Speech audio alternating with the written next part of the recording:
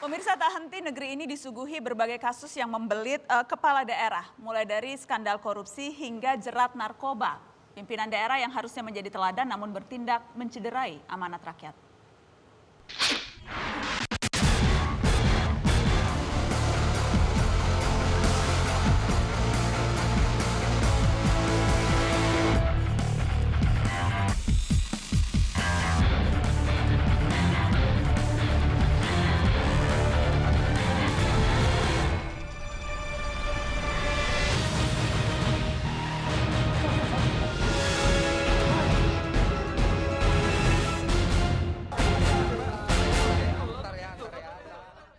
Saya masih bersama 3 komandan daerah, ada Gubernur NTB, ada Bupati Banyuwangi, ada Wali Kota Makassar. Tadi yang kita tunjukkan di awal, teman-teman dari para pimpinan daerah yang ada yang karena narkoba masuk bui, tapi sebagian besar karena korupsi.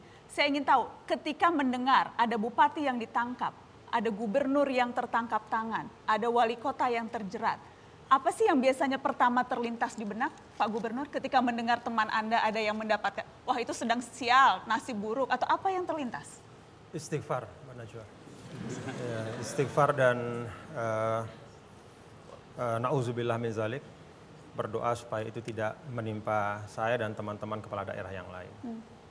Apakah terkejut atau karena sudah seringnya sudah tidak kaget lagi? Selalu terkejut. Selalu terkejut. Iya. Mas Bupati, kalau Kiai reaksi pertama ya na'udzubillah min zalik. Kalau Anda reaksi pertama kalau melihat teman-teman kepala daerah ditangkap di KPK?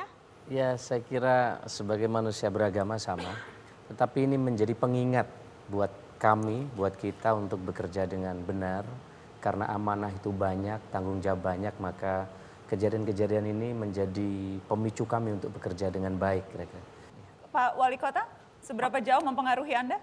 Makassar punya pengalaman yang buruk soal ini dan kita mencoba membangun kembali kepercayaan diri kita.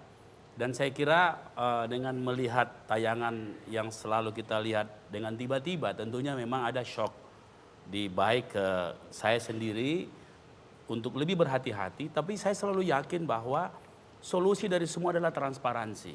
Jadi justru transparansilah yang membuat kita selamat. Ngomong-ngomong soal pilkada, yang jelas sudah 2 periode, Pak Mas Bupati juga sudah 2 periode, kalau Anda baru mulai, Pak Wali Kota 2,5 tahun. Ada ambisi politik setelah ini? Saya langsung to the point saja. Nanya ke sini. Nah, kalau ditanya itu saling tunjuk.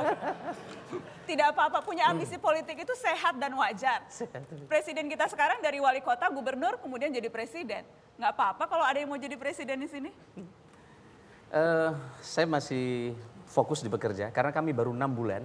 Rakyat memandatkan kepada kami dengan jumlah hampir 89%. Masih banyak cita-cita yang belum terwujud, maka kami masih fokus di ada beberapa agenda.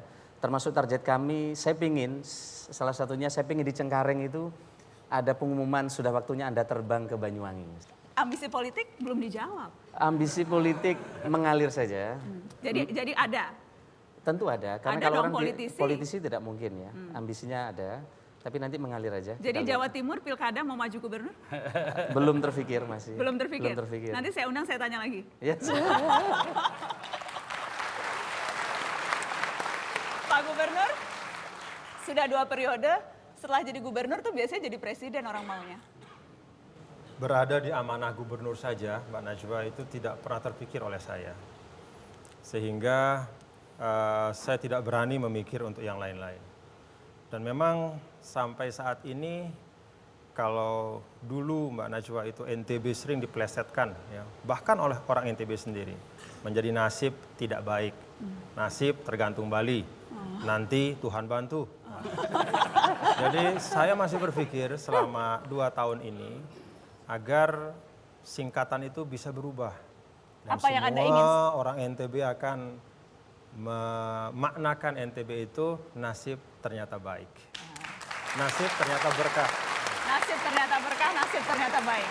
Itu untuk NTB-nya. Ya. Untuk Tuan Guru Bajang, nasibnya seperti apa? Saya pikir keberkahan itu adalah ketika orang mendapatkan manfaat sebanyak-banyaknya dari apa yang kita kerjakan. Nah, apa yang akan kita kerjakan ke depan, itu prerogatif dari Allah Subhanahu wa taala. Itu yang maksimal yang saya bisa katakan. Tapi tidak menutup pintu untuk jabatan politik lain. Iya, saya pikir ada jabatan di legislatif, ada tetap di eksekutif, dan sekali lagi kepemimpinan itu fungsi.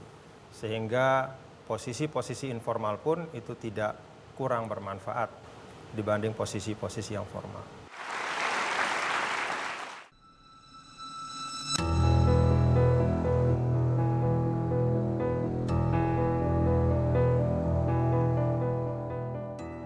Mutu kepala daerah yang ada adalah cerminan kualitas warga pemilihnya. Tak akan pernah ada kepala daerah ideal tanpa rakyat yang kritis dan terpelajar. Kita perlu pandai-pandai memilih siapa yang berwatak melayani. Pelayanannya nyata dirasakan warga, bukan hanya sensasi pencitraan di media. Melindungi segenap hajat hidup warganya bukan hanya kepentingan bisnis sanak keluarga dan kolega.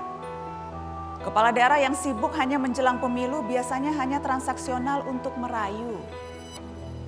Jangan berharap ada kepala daerah yang baik dan peduli tanpa keberanian warga untuk membela urusan mereka sendiri. Komandan daerah yang hebat membangun solidaritas, bukan membelah warga dalam politik kelas. Sungguh perubahan nyata ada di daerah. Mereka memancarkan wajah Indonesia yang sebenarnya.